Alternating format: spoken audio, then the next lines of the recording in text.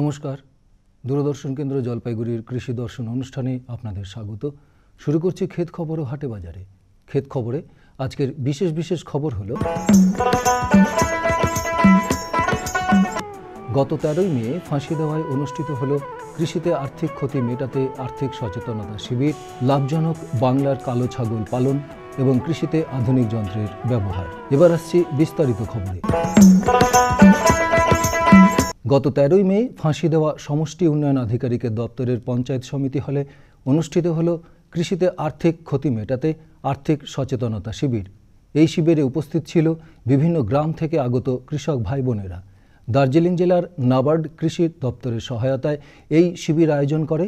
খড়িবাড়ি ফাঁসি দেওয়া ব্লকের সহকৃষি অধিকর্তা ডক্টর মেহফুজ আহমেদ এই শিবির সম্পর্কে আপনার জানালেন।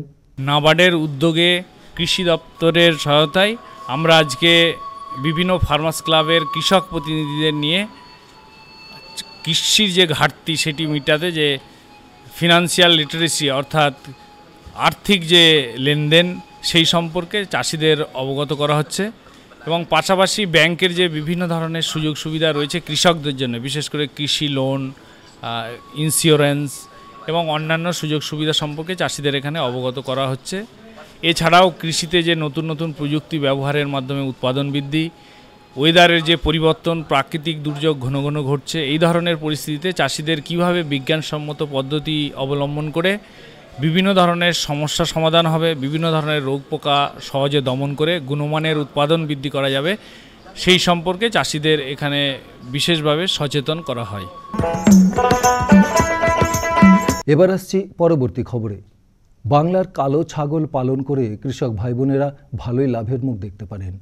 একদিকে যেমন এই ছাগলের উৎপাদন ক্ষমতা বেশি, অন্যদিকে খাদ্যগুণও উৎকৃষ্ট।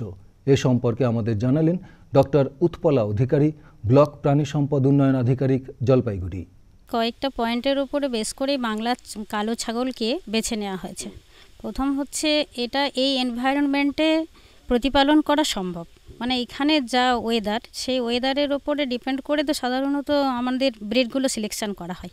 সেদিক থেকে এই ওয়েদারটা এখানে মানে উপযোগী ওয়েদার।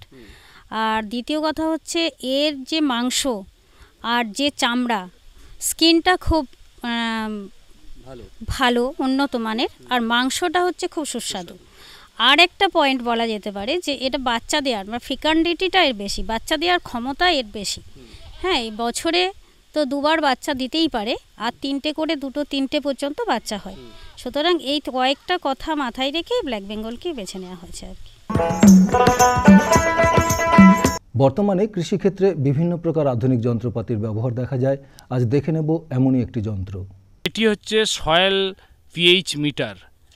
এই যন্ত্রের সাহায্যে ইনস্ট্যান্টলি মাটির যে পিএইচ অর্থাৎ অম্লত্ব ও ক্ষারত্বের মাত্রা তৎক্ষণাৎ জানা যায়।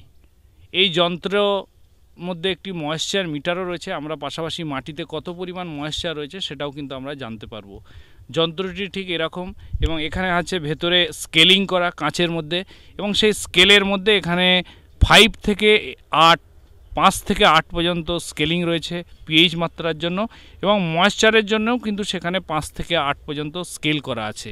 এবং সেই মাটিতে যেখানে একটু ময়েশ্চার আছে সেই জায়গায় কিন্তু এই যন্ত্রটা আমরা সোজাসুজিভাবে 2 ইঞ্চ গভীরতা পর্যন্ত আমরা এটাকে পুঁতে দেবো, এবং এরপরে আমরা কিন্তু এই স্কেল যেখানে আছে সেখানে আমরা রিডিং নেব, এবং দেখা যাবে ঠিক আস্তে আস্তে কিন্তু পিএইচ মাটির এই অবস্থায় কতটা রয়েছে সেখানে গিয়ে কিন্তু স্কেলটা দাঁড়িয়ে যাচ্ছে, এবং আমরা সেটা বুঝতে পারছি যে মাটির পিএইচ এখন হচ্ছে অতটা রয়েছে। এবং ময়েশ্চার মিটারেও সঙ্গে সঙ্গে ছোটো কাঁটাটি সেখানে ময়েশ্চার কত সেই এখানে দাঁড়িয়ে যাচ্ছে।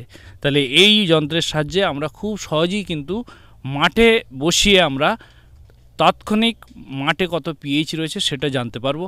কারণ বর্তমান পরিস্থিতিতে যে বিভিন্ন ধরনের রোগ হয়, নিমাটোডের আক্রমণ হয়। মাটিতে যদি পিএইচ বেশি থাকে অর্থাৎ অম্লত্ব বেশি থাকে তাহলে আক্রমণ বেশি হয়। সেই জন্য আমরা তৎক্ষণাৎ চুন এবং ডোলোমাইট সেইভাবে আমাদের প্রয়োগ করতে হবে।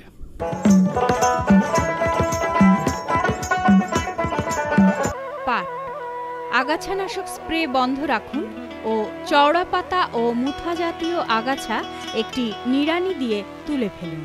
মাছ মেঘলা আকাশ থাকার জন্য এই সময় পুকুরে জৈব সার বা অন্য কোনো মাছের খাবার প্রয়োগ করবেন না। উত্তরবঙ্গ কৃষি বিশ্ববিদ্যালয় থেকে প্রাপ্ত খবর অনুযায়ী উত্তরবঙ্গের বিভিন্ন জেলায় আগামী কয়েকদিনের আবহাওয়া কেমন থাকবে সে সম্পর্কে আপনাদের জানিয়ে দেওয়া হচ্ছে।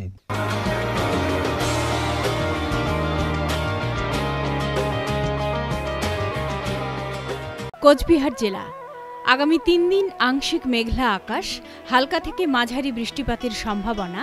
সর্বোচ্চ তাপমাত্রা 31 থেকে 32 ডিগ্রি সেন্টিগ্রেড, সর্বনিম্ন তাপমাত্রা 23 থেকে 25 ডিগ্রি সেন্টিগ্রেড। সর্বোচ্চ আপেক্ষিক আর্দ্রতা 88 থেকে 93%, সর্বনিম্ন আপেক্ষিক আর্দ্রতা 45 থেকে 65%। বাতাসের বেগ ঘন্টায় 8 থেকে 11 কিলোমিটার।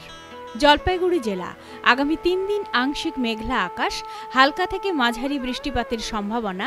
সর্বোচ্চ তাপমাত্রা 31 থেকে 32 ডিগ্রি সেন্টিগ্রেড, সর্বনিম্ন তাপমাত্রা 22 থেকে 23 ডিগ্রি সেন্টিগ্রেড। সর্বোচ্চ আপেক্ষিক আর্দ্রতা 81 থেকে 85%, সর্বনিম্ন আপেক্ষিক আর্দ্রতা 47 থেকে 63%। বাতাসের বেগ ঘন্টায় 7 থেকে 9 কিলোমিটার। উত্তর দিনাজপুর জেলা আগামী 3 দিন পরিষ্কার আকাশ, বৃষ্টিপাতের সম্ভাবনা নেই। সর্বোচ্চ তাপমাত্রা 32 থেকে 35 ডিগ্রি সেন্টিগ্রেড, সর্বনিম্ন তাপমাত্রা 24 থেকে 26 ডিগ্রি সেন্টিগ্রেড। সর্বোচ্চ আপেক্ষিক আর্দ্রতা 73 থেকে 84%, সর্বনিম্ন আপেক্ষিক আর্দ্রতা 39 থেকে 48%। বাতাসের বেগ ঘন্টায় 17 থেকে 20 কিলোমিটার। এবার হাটে বাজারে উত্তরবঙ্গের বিভিন্ন অঞ্চলের নিয়ন্ত্রিত বাজারের কৃষিজ পণ্যের পাইকারি বাজার দর সম্পর্কে আপনাদের জানিয়ে দিচ্ছি।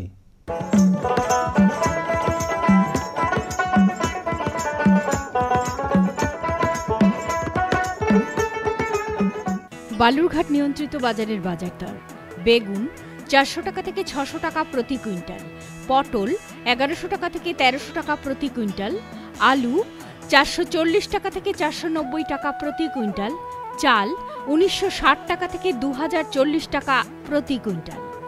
কোচবিহার নিয়ন্ত্রিত বাজারের বাজার দর: বেগুন 1100 টাকা থেকে 1350 টাকা প্রতি কুইন্টাল, কাঁচা লঙ্কা 1600 টাকা থেকে 1900 টাকা প্রতি কুইন্টাল, পাট 3200 টাকা থেকে 3250 টাকা প্রতি কুইন্টাল, পটল 1150 টাকা থেকে 1350 টাকা প্রতি কুইন্টাল, আলু 350 টাকা থেকে 390 টাকা প্রতি কুইন্টাল, চাল 2050 টাকা থেকে 2125 টাকা প্রতি কুইন্টাল। ইসলামপুর নিয়ন্ত্রিত বাজারের বাজার দর: পাট 3300 টাকা থেকে 3400 টাকা প্রতি কুইন্টাল, আলু 350 টাকা থেকে 400 টাকা প্রতি কুইন্টাল, চাল 2050 টাকা থেকে 2150 টাকা প্রতি কুইন্টাল। ক্ষেত খবর হাটে বাজারে এখানে শেষ করছি। দেখতে থাকুন কৃষি দর্শন অনুষ্ঠান। নমস্কার।